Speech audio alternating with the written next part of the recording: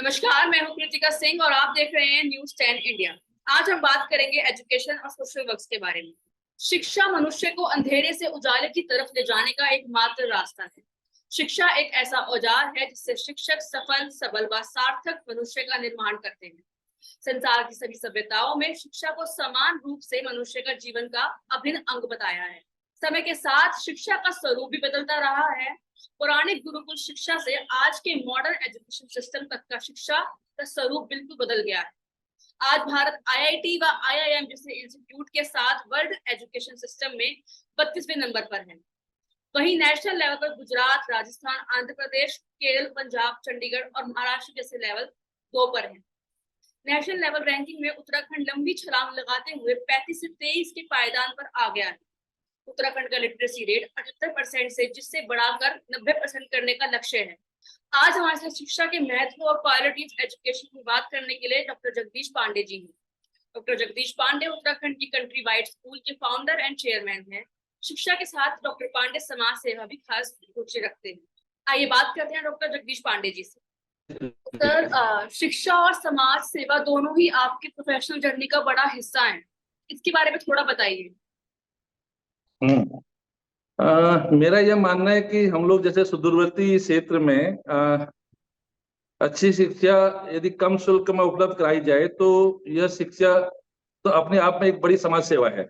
मेरे बाबूजी के देहांत के बाद अपनी जीविका चलाने के लिए दिल्ली जाना पड़ा, जहां पर कई ठोकरें खाने के बाद बड़ी मुश्किल से नौकरी मिली और दिन रात मेहनत करके हमने भाइयों के साथ मिलकर हमने गृह जनपद बागेश्वर उत्तराखंड में कंट्री वाइड स्कूल की स्थापना की सन 2003 में। तब से 10 साल अन्य सुदूरवर्ती क्षेत्रों में विभिन्न विद्यालयों की स्थापना की हम लोगों ने, और आज कंट्री वाइड ग्रुप करीब 10 स्कूल चला रहा है पूरे उत्तराखंड में, तो जो बहुत सफलतापूर्वक चल रहे हैं बच्चे। और हमारे जो बच्चे हैं विभिन्न क्षेत्रों में देश और प्रदेश का नाम रोशन कर रहे हैं। रही बात समाज सेवा की, तो शिक्षा के अलावा भी मैं समय समय पर जितने भी मदद उपाय वो करता रहता हूँ, चाहे कोरोना काल में हो। कोरोना काल में भी कई हमारे प्रदेश के कई लोग इधर से उधर फंसे हुए थे, जैसे कुछ लोग जयपुर फंसे हुए थे, कुछ लोग मुंबई फंसे थे, तो उनके आने जाने के लिए जो भी सुविधाएं हो पाई वो मैंने पूरी अपने तरफ से किया। और हमारे बागेश्वर में जैसे जिला अस्पताल है उसमें बहुत सारे उपकरण उपलब्ध कराए कोरोना से संबंधित। इसके अलावा हमारे विद्यालयों में करीब आज के डेट में 150 बच्चे फ्री ऑफ कॉस्ट हम लोग पढ़ा रहे हैं। बहुत बढ़िया। तो सर, उत्तराखंड, हाँ जी, उत्तराखंड पर्यटन के साथ साथ शिक्षा और स्वास्थ्य के लिए भी जाना जाता है, तो सभी जानते हैं। जैसे एम्स का खुलना या 3 प्रपोज आईआईटी ही है, आईआईटी रुड़की वहां पे उत्तराखंड में ही आता है। तो इन नई डेवलपमेंट को आप कैसे देखते हैं?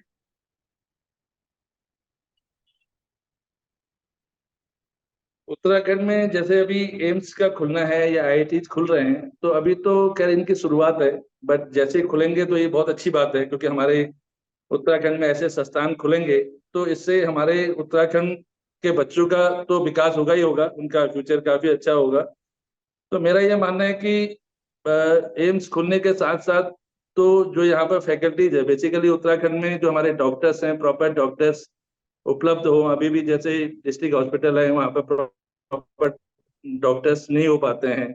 सुदूरवर्ती एरिया में, प्लेन में तो रहते हैं लेकिन सुदूरवर्ती एरिया में नहीं रह पाते हैं। ये एक सरकार की तरफ से एक अच्छी पहल है कि एम्स का खुलना या आईआईएम का खुलना या एनआईटी खुलना, बट ये इसके साथ साथ ये चुनौती भी है कि इसमें फैकल्टी पूरी हो और जिसमें डॉक्टर्स अच्छे हों और सारी सुविधाएं यहाँ पर मिले। तो ये एक बहुत बड़ी चैलेंज भी है उसके लिए। लेकिन मेरा मानना है कि इससे हमारे समाज का और हमारे उत्तराखंड का और हमारे बच्चों का अच्छा होगा और काफी बच्चों को आगे बढ़ने में मदद भी मिलेगी। बिल्कुल बिल्कुल बिल्कुल सही बोला आपने। सेकेंडरी और senior secondary school education national level पर भी काफी चर्चा के विषय रहा है। आप कंट्री वाइड स्कूल ग्रुप के फाउंडर भी हैं, तो क्वालिटी ऑफ एजुकेशन के बारे में आपकी क्या राय है? क्वालिटी एजुकेशन का मतलब है गुणवत्ता पूर्वक शिक्षा, जिसका मतलब है बच्चों को सिर्फ किताबी ज्ञान या अक्षर ज्ञान तक सीमित ना रखा जाए। तो क्रिया विभिन्न क्रियाकलापों के द्वारा अच्छी शिक्षा देने का हम लोग प्रयास कर रहे हैं। ऐसा नहीं कि जैसे हम लोग बच्चों को एक रोबोट बना के ना करें, बच्चों को चहुमुखी विकास जिसको हम बोलते हैं, चाहे वो शिक्षा के क्षेत्र में हो, उसके क्षेत्र में हो, आपका गेम्स के क्षेत्र में हो, तो हर क्षेत्र में बच्चे को एक लीडर के रूप में हमें उभारना पड़ेगा, जिससे हमारा बच्चे motivated, creative, innovative, scientifically balance हम बच्चों का निर्माण कर सके। इसके लिए हम कोशिश कर रहे हैं कि विद्यालय में अच्छे से शिक्षकों द्वारा पठन पाठन किया जाए, और हम लोग काउंसलिंग भी कराते हैं बच्चों की, जो काउंसलर भी हम लोग अपॉइंट करते हैं। तो यही कोशिश है कि बच्चों को हम अच्छी शिक्षा मिले, इसके लिए हम कम से कम शुल्क पर बच्चों को अच्छी शिक्षा देने का हम काम कर रहे हैं। और अच्छी फैकल्टी उत्तराखंड के अलावा बाहर से भी हम अच्छी फैकल्टीज लाके बच्चों को एक गुणवत्तापूर्ण शिक्षा देने के और काम कर रहे हैं। क्या बात है सर, बहुत बढ़िया। स्कूल ड्रॉप आउट रेट भी एक चिंता का विषय है। मतलब उत्तराखंड ह्यूमन डेवलपमेंट रिपोर्ट 2017-18 के हिसाब से around 38% middle school students drop out हुए हैं। आपके हिसाब से इनके क्या कारण हो सकते हैं और ड्रॉप आउट रेट को कैसे कम किया जा सकता है? मेरा यह मानना है कि स्कूल ड्रॉप आउट के कई कारण हो सकते हैं, क्योंकि एक तो उत्तराखंड बहुत सक्षम प्रदेश तो नहीं कहा जा सकता है, क्योंकि यहाँ पे मैक्सिमम काफी गरीबी स्तर पे भी लोग रहते हैं।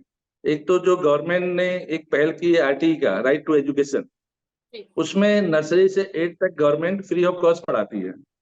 वो हम लोगों के स्कूलों में भी उसका 25% कोटा रहता है। लेकिन 8th के बाद उन बच्चों का क्या, उनका कोई फ्यूचर नहीं रहता। वो बच्चे फिर भटकते हैं, पलायन होते हैं, इधर उधर ड्रॉप आउट होते हैं, क्योंकि वो 9th के बाद ना तो किसी पब्लिक स्कूल में जा पाते हैं, क्योंकि वहां वो फीस नहीं भर पाते हैं। तो जो मेरे को मानना है कि गवर्नमेंट को इस कदम एक पहल करनी चाहिए कि एटलीस्ट जो बच्चे आप 8 तक पढ़ा रहे हो, उनको कहीं ना कहीं आप 12 तक कम से कम पढ़ाएं, उनको आरटीई के तहत कर सकते हैं। गवर्नमेंट भी पहल करे और हम लोग भी मिलकर उसमें पहल करेंगे, तो इससे जो ड्रॉप आउट होता है ये काफी कम हो जाएगा। बिल्कुल। सर, ये country wide group of school की काफी सराहना सुनी है। हमारे दर्शक कंट्री वाइड स्कूल के बारे में जरूर जानना चाहेंगे। जैसा कि मैंने आपको बताया, इस टाइम हम करीब 10 स्कूल सुदूरवर्ती क्षेत्रों में चला रहे हैं सीबीएसई के तहत, जिसमें अभी 4 सीनियर सेकेंडरी स्कूल हैं और कुछ सेकेंडरी हैं, कुछ प्राइमरी स्तर पर भी हमारे विद्यालय चल रहे हैं। 2003 में हमने पहला विद्यालय बागेश्वर में स्टार्ट किया था। उस टाइम तत्कालीन जो गवर्नर थे, उन्होंने उसका उद्घाटन किया था हमारा।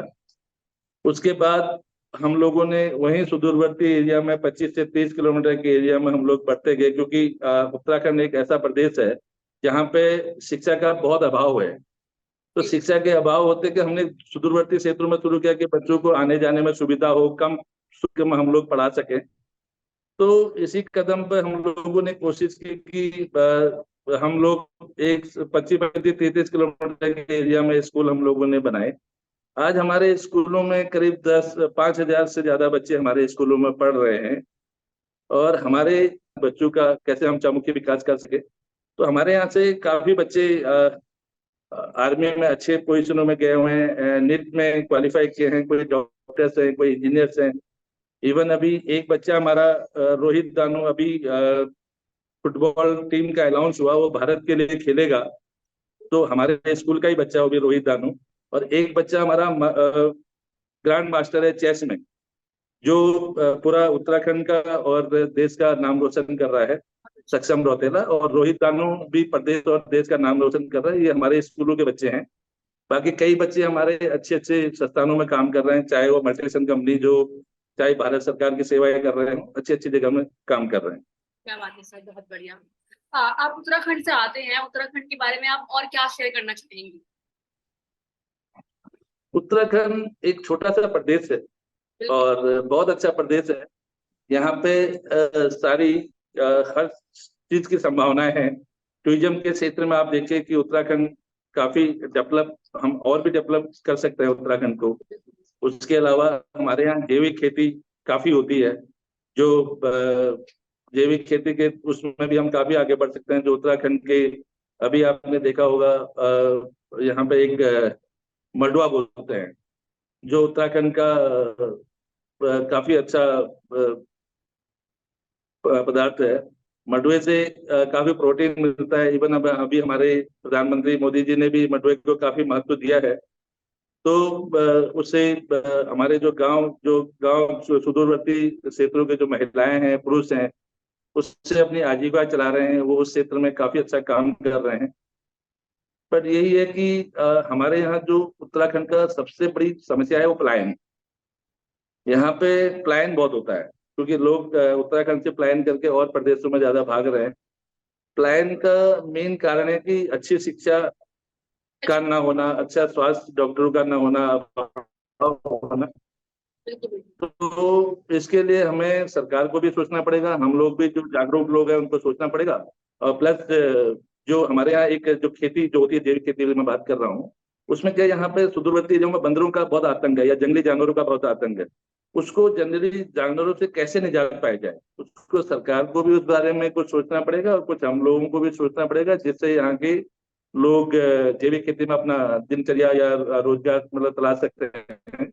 उस विषय में हमें सोचना पड़ेगा। चलिए ठीक है सर, आपसे बात करके बहुत अच्छा लगा। आप सिर्फ उत्तराखंड ही नहीं, हम सभी के लिए मोटिवेशनल फिगर हैं। हमें उम्मीद है आपसे प्रेरणा लेकर हमारे दर्शक भी शिक्षा और समाज सेवा के लिए और ज्यादा लगन से काम करेंगे। हमारे साथ जुड़ने के लिए धन्यवाद। बहुत बहुत धन्यवाद, बहुत बहुत धन्यवाद। Thank you. सब्सक्राइब करें हमारे YouTube चैनल को और बेल आइकन को दबाएं ताकि हर वीडियो सबसे पहले देख पाएं। आप हमें Facebook और Twitter पर भी फॉलो कर सकते हैं। वीडियो देखने के लिए धन्यवाद।